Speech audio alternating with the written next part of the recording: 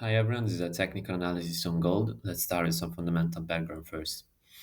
After the big jump following the surprisingly dovish FMC decision, gold started to consolidate as the lack of major catalysts and the upcoming Christmas holidays led to a range-bound price action. In the big picture, gold remained supported due to rate cuts expectations and falling real yields.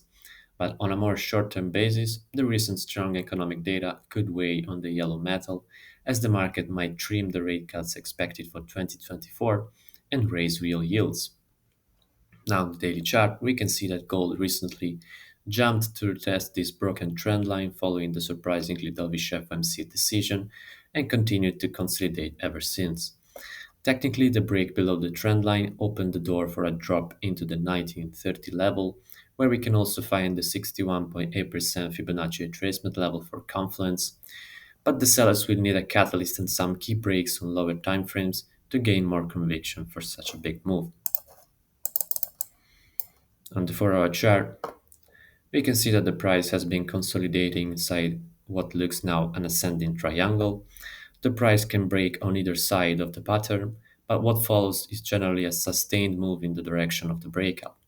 In this case, the buyers will want to see a breakout to the upside to position for a rally back into the all-time high, while the sellers will want to see a break to the downside to pile in and target a drop into the 1930 level. On the 1-hour chart, we can see that we have a minor downward trend line here inside this triangle that is defying the current downward on this time frame.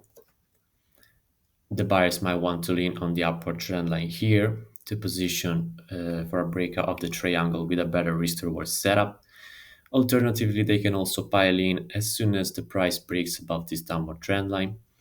The sellers, on the other hand, are likely to lean on the downward trend line to position for a drop into the upward trend line in anticipation of a breakout.